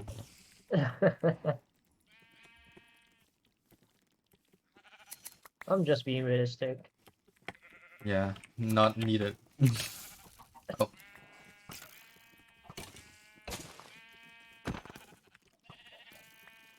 I'm the commentator, by the way. It's my job. It's my job to say bad things so that good things happen and prove me wrong. Sure. Like what I said with the spooky scary skeleton incident. I said it wasn't gonna happen. It did happen. So clearly, I should just keep saying bad things. Please Oh, you stop. clutched me. Nice. Clutched out. I need this guy. The and annoying thing we are about set. harvesting wool from sheep is that from the 1. Was it 1.8? When did they add different color wool? 1.8. onwards, was it? Oh, From 1.9 onwards. From 1.9 onwards, they added different colored types of wool. Actually, wait, no. They didn't add different colored types of wool, but they simply made the requirement for crafting beds to have all be the same color type of wool. So in order to make like a bed, you need 3 wool all of the same. And usually the wool that speedrunners use is gonna be wool from string, so it's gonna be white wool. But you know, not all sheep are white. Baba black sheep, like the one that you just saw earlier. So if you get only 2 black wool, it's gonna be basically completely useless. But in this case, you managed to pull 3 from the black sheep, which is obviously that's really good, obviously, since it means you don't have to look for another black sheep to make your that bingo wool. is paused. Is my bingo paused? Oh, my bad. Alright, so he's gonna do double travel again. One more rod, please. Oh, okay. Oh, that works too. Okay. And then the rod. Alright, now he's gonna double travel again and travel and again do that incredible thing where he travels straight into the stronghold. What's the probability looking like? 99.6%. Should be fine. If I did my angles correctly. Also, I think for the most recent version of the Ninja Brain board, you can actually have like 2 different settings for your standard deviation, which means you can do like 1 perfect eye throw and 1 distance ray throw. Yeah, yeah. So that's really convenient since you don't have to do perfect eye throws, 2 perfect eye throws anymore. Surely this is sub 20.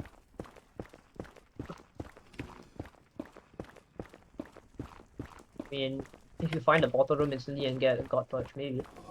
Yeah. Oh. This is fine. Not even phased. I mean, your calculator was blocking the top right of the screen. I could see whether you had fire rest on or not.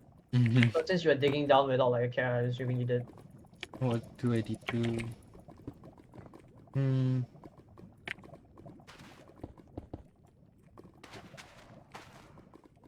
So he's gonna build the portal on the exact spot, stand on the exact spot of the block, and wait.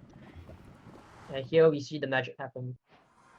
And again. And it happens again. That's 2 successful perfect travels today. Yeah. I can hide this now.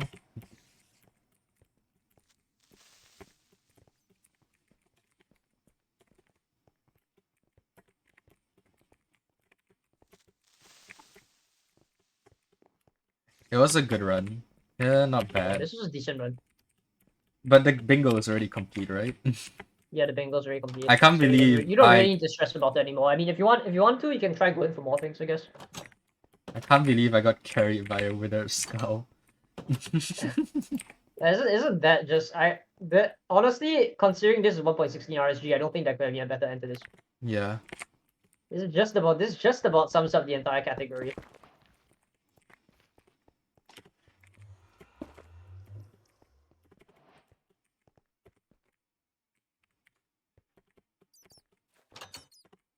Okay.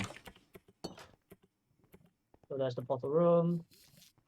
One eye. I'm not gonna do The half portal bow. room. The end portal itself has total of 12 frames, 12 iframes, 12 ender iframes, and each ender iframe has a 10% chance of spawning free filled with an eye. As a result, the most common type of end portal is a one eye end portal, where one of the end portal frames are filled with out of the 12 available. One eye is the most likely, followed by 0 eye, followed by 2 eye, and so on and so forth.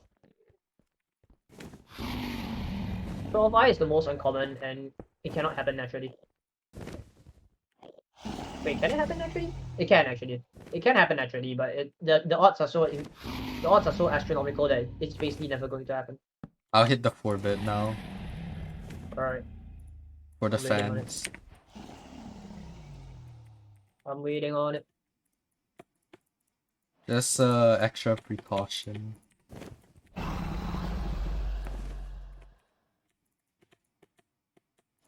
I'm just gonna go completely silent so you can watch this.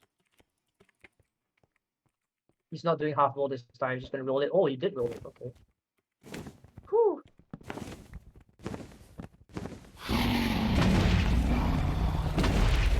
Sorry. You messed up your first bit, didn't you? Unlucky. Final run 22:27. 22:27. That's the fastest run today. Yeah, that is not. Thank That's you not for bad. your encouraging words, but yeah. On a good day, I can sub 20. I guess. We have like We still have time. 17 more minutes. Sub 30. Actually, no, just get PB, dude. Just get PB. Sure. I trust. I mean, since the bingo is done, I'm just gonna stop. Just gonna stop you as soon as the time is up. But that was it. I didn't expect to complete a bingo. Like honestly, I thought Yeah. I'd be rolled by RNG and like get Well, I mean, you got saved by what would normally be a completely useless piece of RNG. Yeah. That's the best part. You don't in an actual run you don't need the Wither Skeleton Skull at all unless you plan on doing all bosses. Yep. Oh, I can probably get a sub 230 enter off this maybe.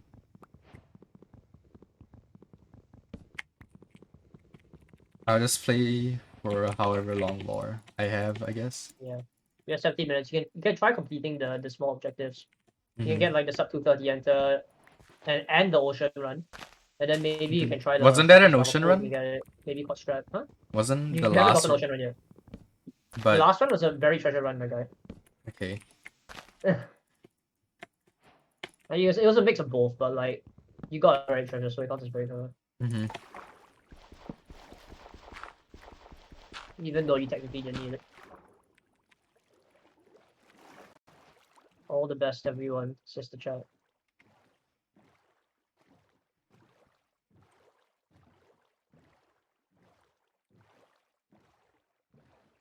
New mentions.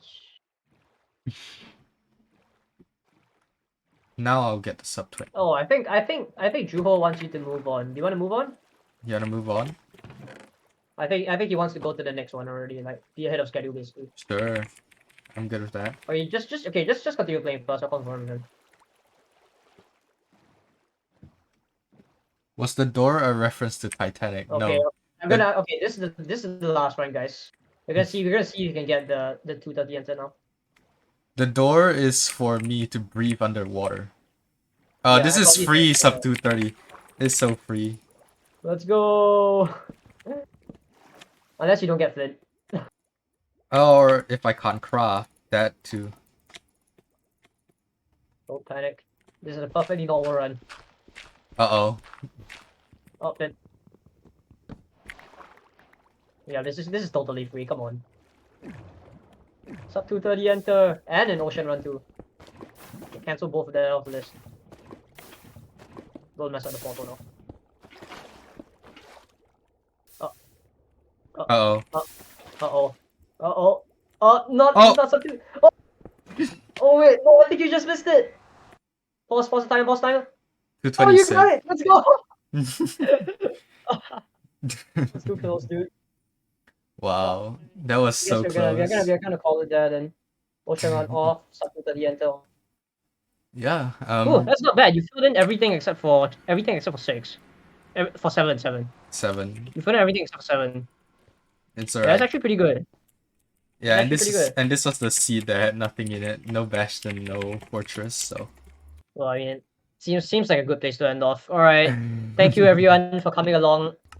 Thank you for bearing with me, even though this is my first time as commentator. Thank you to Axe for being carried by RNG. Just kidding. All right, thank you all. We're gonna move on to the next person shortly, but first there will be a short break.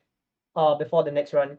We hope you guys all enjoyed this little Minecraft Random Seed Glitchless Bingo challenge, and we'll see you again next time. Bye bye.